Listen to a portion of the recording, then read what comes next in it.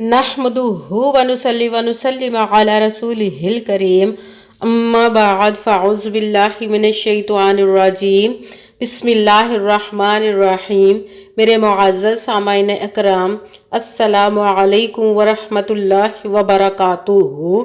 मैं अपने रब कायनात से ये दुआ करती हूँ कि मेरे जितने भी सुनने वाले हैं, रब कायनात सबको सेहतमंद, तंदुरुस्त और लंबी ज़िंदगियाँ अता फरमाए। हम सब की हर मुश्किलों, परेशानियों, तंगदस्तियों में मेरा रब कायनात हमारी मदद अता फरमाए। हमें ज़हनी, रूहानी, जिस्मानी अज़ियत और तकलीफ़ों, बीमारियों से निजात अता फरमाए। हमें ज़हनी और रूहानी सुकून अता फरमाए। हमें बीमारी दुनिया से बचाकर बीमारी मदीना बनाए। और जो हम सब के हक़ों में बेहतर है, मेरा रब कायनात हमारे लिए वो अता फरमाए।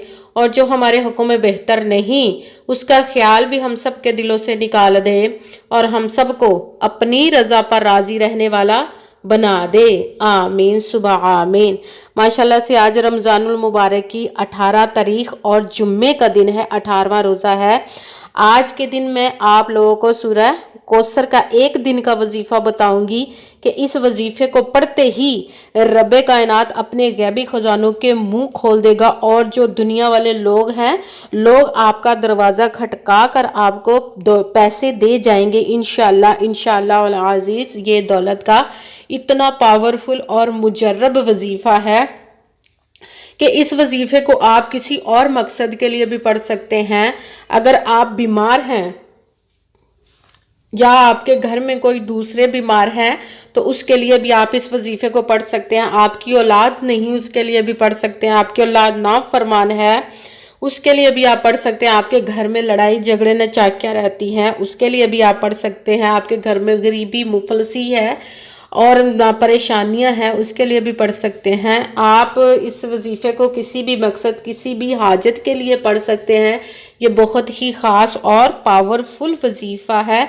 इस वजीफ़ा पढ़ने से पहले आपका यकीन कामिल होना चाहिए। रब पाक की ज़ात पाक कर कहते हैं कि यकीन कामिल होता है, पीर कामिल नहीं होता। इसलिए यकीन कामिल रख के पढ़िएगा और अच्छी नीयत रख के पढ़िएगा कि रब कायनात कुरान पाक में इरशाद फरमाता है कि इन्नमल अमालु बिन्नियात, कि जो अमलों का दारो मदार होता है वो नीयतों पर होता है। अगर हमारी नीयत अच्छी है तो हमारा अमल भी अच्छा होता है, और अगर हमारी नीयत ही अच्छी नहीं तो हमारा अमल भी अच्छा नहीं होता, उसका हमें अजर, उसका फल अच्छा नहीं मिलता। क्योंकि उसकी दस्ते कुदरत से कोई चीज़ बाहर नहीं है, उसके कुन कहने की देर है और फयाकुन हो जाता है।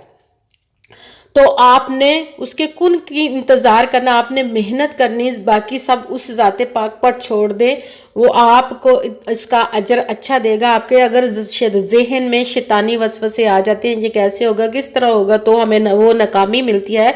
इसलिए पुख्ता यकीन और अच्छी नीयत रख के कीजिए। अगर 5 वक्त की नमाज की पाबंदी तो लाजमी रखनी है आप लोगों ने। और अगर वीडियो अच्छी लगे तो इसको लाइक ज़रूर कीजिएगा और आगे भी शेयर कर दीजिएगा, ताकि किसी दूसरे को हमारी वजह से फ़ायदा पहुंचे तो हमारे लिए सदका जारिया बन जाए। और जो नए हैं इस चैनल को, इस चैनल पर इसको सब्सक्राइब कर ले और बेल आइकन को भी दबा ले, ताकि मेरी अगली आने वाली वीडियो आप तक पहुंच सके।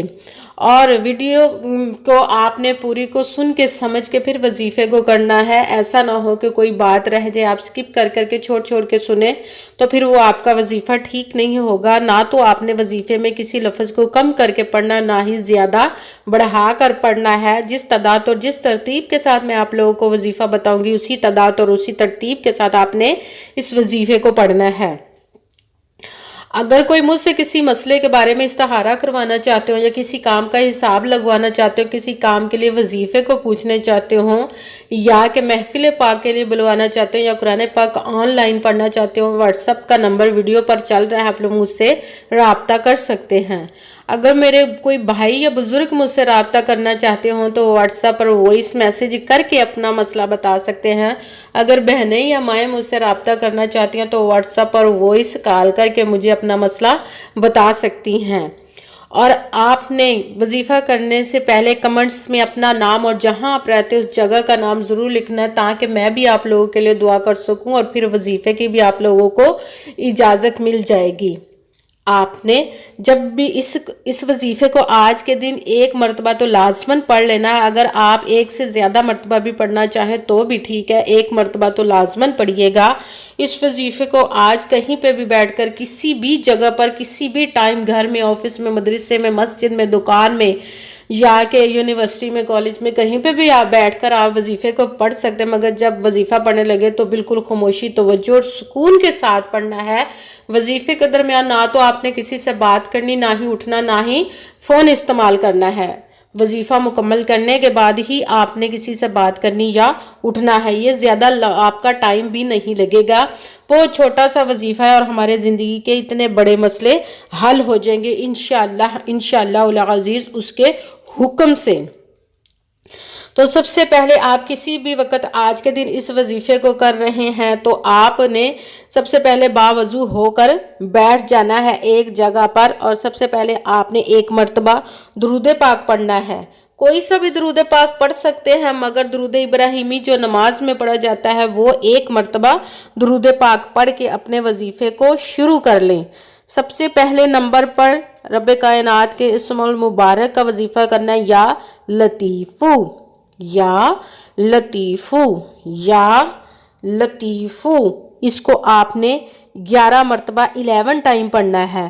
اس کے ساتھ ہی دوسرے نمبر والا وظیفہ پڑھنا، وہ بھی رب کائنات کے اسم مبارک کا وظیفہ ہے، یا وہابو، یا وہابو، یا وہابو. اس کو آپ نے 7 مرتبہ 7 ٹائم پڑھنا ہے. اب آپ کے 2 وظیفے ہو گئے. اب تیسرے نمبر والا وظیفہ پڑھنا ہے، وہ قرآن پاک کی چھوٹی سورہ کوثر ہے. ایک مرتبہ نہیں، بسم اللہ الرحمن الرحیم کو آپ نے 3 مرتبہ پڑھنا ہے. جب بسم اللہ الرحمن الرحیم 3 مرتبہ پڑھ لی تو پھر سورہ کوثر، انا اعطیناک الکوثر فصلی لربک وانحر ان شانئک ھو الابتر.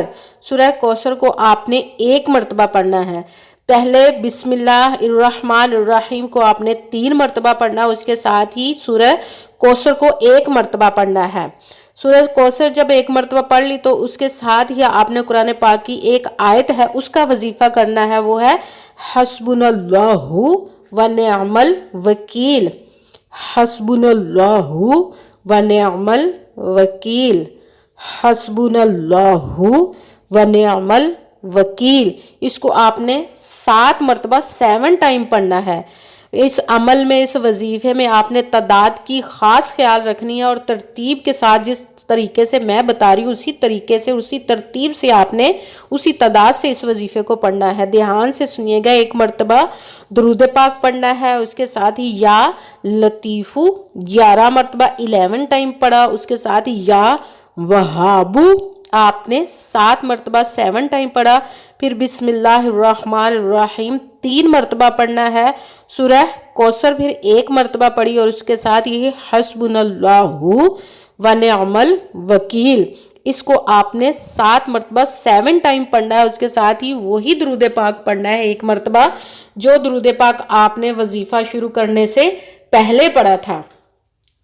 جب درود پاک پڑھ لیا تو اب آپ کا وظیفہ مکمل ہو گیا، اور اب آپ نے دونوں ہاتھوں کو رب کائنات کی بارگاہ اقدس میں بلند کر لینا ہے، اور سب سے پہلے اپنے گناہوں کی بخشش کی دعا مانگنی ہے. اس کے بعد جس مقصد، جس حاجت کے لیے آپ نے اس وظیفے کو کیا اس کی خوب دعا کیجئے گا، اور دعاؤں میں مجھے بھی یاد رکھیے گا، میرے لیے بھی لازماً دعا کیجئے گا. جزاک اللہ خیرہ.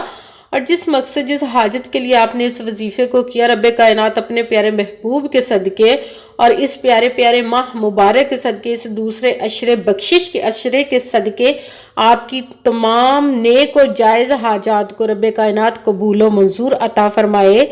آمین ثم آمین. السلام علیکم ورحمۃ اللہ وبرکاتہ.